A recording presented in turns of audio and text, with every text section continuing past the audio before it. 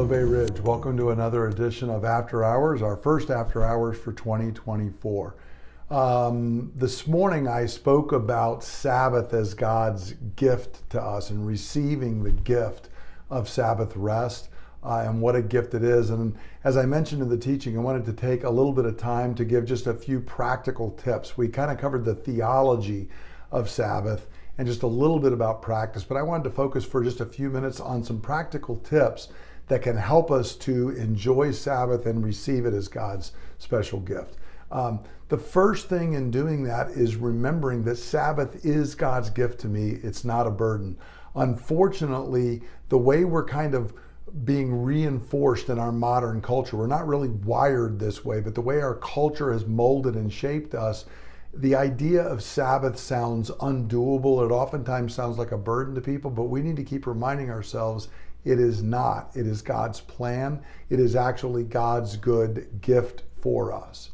Then when we actually begin to putting it into practice, there are a few steps that I think can help us to receive it and really enjoy it. Number one is, for many of us, I think, putting it into practice of saying, I'm going to begin Sabbath on Saturday evening and go through Sunday evening, rather than from when I wake up Sunday until when I wake up Monday or whatever, just doing it from Saturday evening through Sunday evening.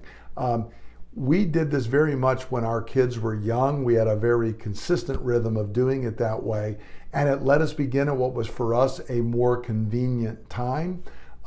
We oftentimes even did a nice meal and a dessert and had family time together on Saturday evening. If you're a family, that's a thing that you can do. But it's important for all of us, I think, because if we begin it on Saturday evening, it lets us begin to prepare our hearts for corporate worship, to be prepared to receive the word, to be prepared to come to the Lord's table. Though we do other activities 6 days a week, there's only one time a week that we gather as the whole congregation. And so we don't want to let other things interfere with that. But if we haven't prepared beginning on Saturday night, we oftentimes are rushed and we don't receive everything we could from coming to the gathering together on Sunday. And I find that beginning Sabbath on Saturday evening will really, really help with it. And if you notice, it's kind of how it was practiced in the Old Testament, because days ran from the evening through the next day is the way the Hebrews reckoned time. So actually for them, the seventh day began Friday night and ran to Saturday night. And so if we kind of begin it on Saturday evening and run through Sunday evening, I think it'll be a good practice.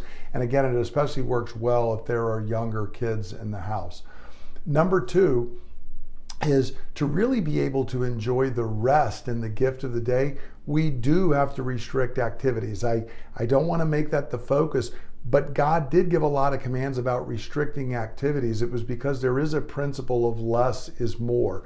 We restrict from certain things to be able to really give ourselves from others. For us, what this meant is we just have really always restricted other activities on Sunday. When our kids were young, there was a simple answer. We don't do sports leagues that play on Sunday. That was very countercultural. It was not because I was the pastor. It's because to really receive and let God's rhythm shape our life as a family, we simply did not do that. We did not participate in it. And we had begun that long before. Linda and I didn't do that before we had kids, long before I was a pastor. Sunday was a day we just did not get involved in other activities. It also even meant within our home. We don't do any chores on Sunday. To this day, I still don't do that. I don't mow the grass on Sunday. We really try to not do dishes until Sunday evening. We try to relax and cut back from that. We try to restrict when we're doing Sabbath, restricting text and email to try and really be able to relax. Now, it's a little distinct for me because I'm a pastor. Sunday is obviously a work day for me. So many of you may have received, if you call me on Friday, you'll hear I'm on a day of Sabbath rest, which is the day that I don't take text, I don't do emails, I don't get on my computer, I don't do any of those normal activities so that I can be able to rest and relax. For most of us, you have the fortune of being able to combine it all into really one day because Sunday's not the work day. And I encourage you, take a break from all of those kind of things. We normally eat simple meals on Sunday. We used to call it with our kids Fend for Yourself Day. But just rather than trying to do big elaborate meals or whatever, do simple things. Again, the idea of being able to rest and relax, oftentimes just leftovers or whatever else, to be able to do that. Now with that, I will say one thing in making it set aside a little bit different that I typically do now, actually, rather than a restriction, but setting it aside and making it special. On Sunday morning when I wake up, rather than having a normal breakfast, I actually make a cappuccino. We have a little small, cheap cappuccino maker at home, and I make one. It's a way of setting that day aside, making it a little distinct, making it a little different. I don't do a big meal. I just do something very, very simple, usually a couple pieces of toast or something that's easy. But doing a cappuccino just kind of sets me in a frame that this day is distinct and different, both through things that I don't do, but then things that I also do. On that day, on Sunday, I don't typically listen to any of the normal music that I listen to throughout the week. I only listen to worship music on Sundays. It's all part of just setting that day aside, making it a little distinct to prepare me to come and gather with God's people to be able to worship together. And the last thing that I'll say in light of that is really try to set aside that day each week to reserve it for God and family and a few close friends. Gathering with God's people should be of the highest priority. And I mean that from long before I was a pastor. I approached gathering with God's people the same way I approached going to school when I was in high school or working. In other words, would I be missing school to do this? Would I pull my child out of school to go do this thing? If the answer is I wouldn't pull them out of math class to go do it, then I'm not pulling them out of gathering with God's people. It's of the highest priority for me and for my family.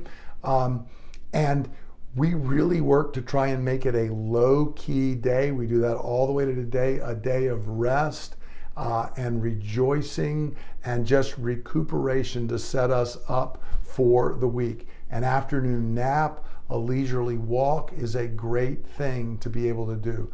These are just a few practical tips, and maybe you even want to share some ideas with others. But I want to encourage, as we head into 2024 here, begin to enjoy God's gift of Sabbath rest. It's going to take a little bit of labor at first. It says in the book of Hebrews to make sure we work to enter into that rest. It's going to take a little bit of thought because it's so against the grain of our culture. But the more I've learned to practice Sabbath through the years, the more of a joy it has become to me, the more it has shaped my soul, the more I'm able to experience God, not only when we gather corporately, but each and every day throughout the week. So I hope this will give you just a few ideas, some food for thought as you figure out ways to be able to receive and enjoy God's gift of Sabbath rest. And then I encourage you, a great way to do it is this coming Sunday.